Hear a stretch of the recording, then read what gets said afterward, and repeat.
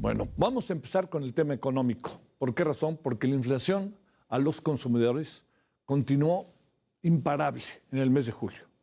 Es muy importante, ahorita vamos a platicar sobre el tema, ¿no? Con Luis Fonserrada, pero eso hay que entender que es internacional, nosotros tenemos nuestra parte, pero hay una dinámica internacional que está siendo muy ruda. Alcanzó en este mes de julio un nivel que no se veía desde finales del 2000. Esto de acuerdo con información del Instituto Nacional de Estadística y Geografía. En el séptimo mes del año, el índice nacional de precios al consumidor se volvió a acelerar y alcanzó un nivel de 8.15%, el mayor desde hace más de 2 décadas, luego de que en diciembre del 2000 los precios se incrementaron en 8.96%. Esta inflación dejaría la puerta abierta. ¿Para qué? Para algo que se presume podría pasar esta semana. Endurecimiento de la política monetaria del Banco de México, y habrá que esperar y ver, al rato veremos qué sucede, bueno, veremos el jueves qué sucede, pero muy probablemente se incremente de nuevo la tasa de interés con otros 75 puntos base. El INEGI, mediante un comunicado, dio a conocer hoy que los aumentos que registraron en donde estuvo los mayores incrementos fueron, ahí le va, a ver si lo siente usted en su economía, en el mercado y en donde vive: tomate verde, 20.41%. Naranja, fíjese, naranja, que somos un país naranjero en muchos sentidos, ¿no? 15.51%. La cebolla, que se da en muchos lados, 13.79%. Papa y otros tubérculos con 11.96%. El huevo, 8.1%. La carne de cerdo, 3.40%. Y los refrescos envasados con 1.33%. El índice de precios subyacente, que determina la trayectoria de la inflación mira, lo tiene para que usted lo vea con más claridad de qué es lo que tenemos. Bueno, ahora le digo, el índice de precios que registró un avance del 0.62 mensual y de 7.65% anual acumulado. Esto lleva ya 20 meses consecutivos al alza. Vea usted los precios. Y ahora sí que le pregunto cómo la ve, cómo anda su bolsillo y cómo andan las cosas. Bueno, qué mejor que conversar con Luis Fonserrada, director de la Facultad de Economía en la Universidad del Mayab, allá en Mérida, Yucatán. Luis, como siempre, muchas gracias. ¿Cómo has estado? Buenas noches. Gracias por tu tiempo. Buenas noches, Javier. Mucho gusto estar contigo. Gracias. A ver, primero entremos. ¿Está imparable la inflación, lo que nos hace presuponer que seguirá subiendo, o está llegando a una especie de techo? Creo que todavía la vamos a ver incrementándose, Javier. Creo que el pico puede llegar un poco arriba de 8,5 todavía, es decir, probablemente 50 puntos más, como para estar en 8,6, 8,7 tal vez. Y eso sí, de veras empiezan a ceder algunos precios. Pero, por ejemplo, esto que acabas de comentar sobre los precios de los alimentos es muy importante. El precio promedio de incremento de los agropecuarios es 16%, Javier. En promedio, es decir, es altísimo. Eso es con respecto a hace un año, evidentemente. Es decir, de hace un año para acá, un incremento de 16% en promedio, pero como tú dijiste, hay incrementos de 20, 25, 30% en algunos casos, ¿no? Eso es en el caso de los agropecuarios. Las frutas, verduras y los pecuarios, que son lo primario.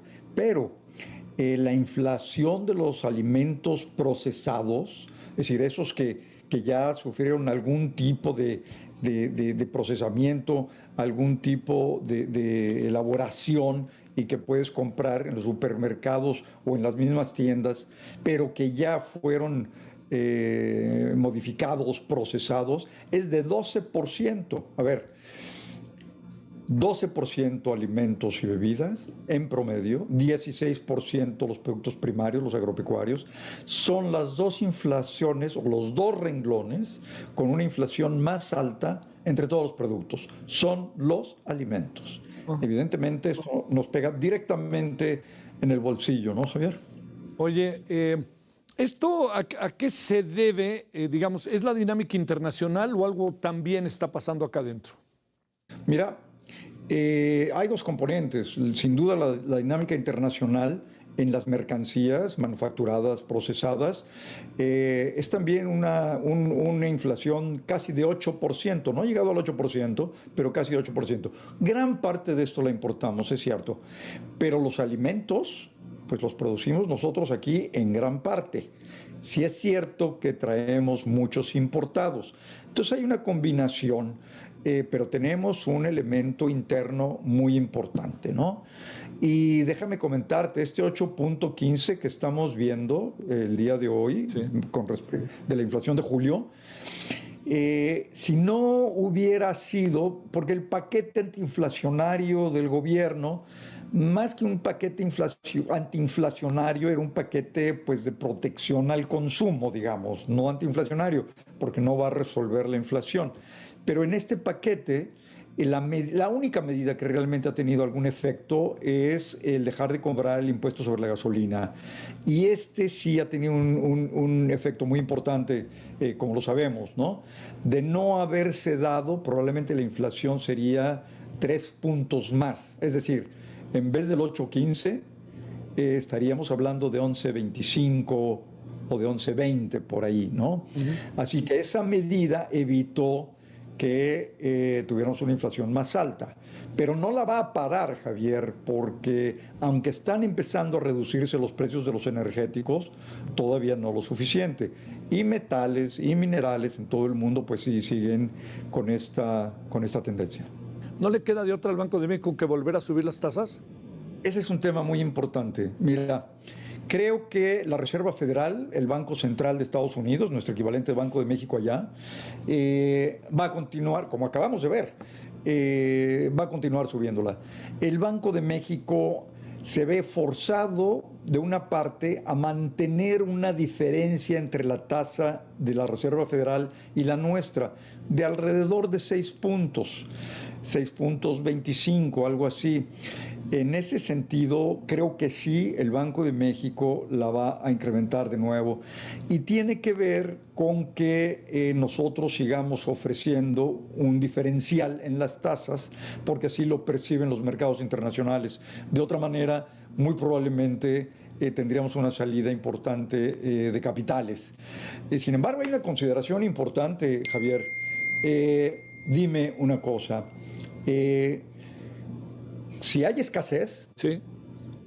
de autos, de alimentos para niños, para bebés, por ejemplo, de microprocesadores, una reflexión sencilla es, pues mira, ¿por qué una tasa de interés más alta va a permitir que haya más autos, que haya más alimento para niños, etcétera? ¿De dónde acá una tasa más alta va a producir más? Y esta es la discusión que hay entre los economistas, hombre, y con cualquier persona con sentido común. ¿Por qué si la inflación viene en buena parte de escasez y tendríamos que producir más, la tasa de interés más alta va a resolver el problema? Y es una discusión seria. Si la Reserva Federal no subiera tanto la tasa en el futuro y apostara a lo que llaman un aterrizaje suave, es decir, que baje la inflación sin subir tanto la tasa, a lo mejor nosotros podríamos lograr también reducir nuestra inflación despegándonos de lo que haga la Reserva Federal. Esa es una pregunta muy importante para la política monetaria y, por supuesto, para el gobierno y la Junta de Gobierno del Banco de México, Javier. ¿Nos sirve de algo el superpeso o ya no es superpeso?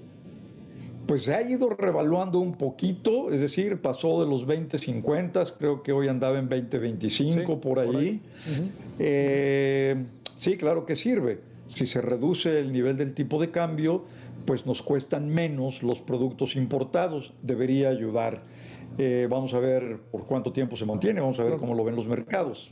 Sí. Oye, déjame cerrar preguntándote, todo este clima que se vive, que alguno es real, otro es mucho, que tiene que ver con los ánimos, ¿no?, de los que también rodean a los empresarios, a los inversionistas, el tema Rusia-Ucrania, el tema Estados Unidos interno, la elección de Estados Unidos, a lo mejor hasta lo que pasó con Trump ayer, todo eso.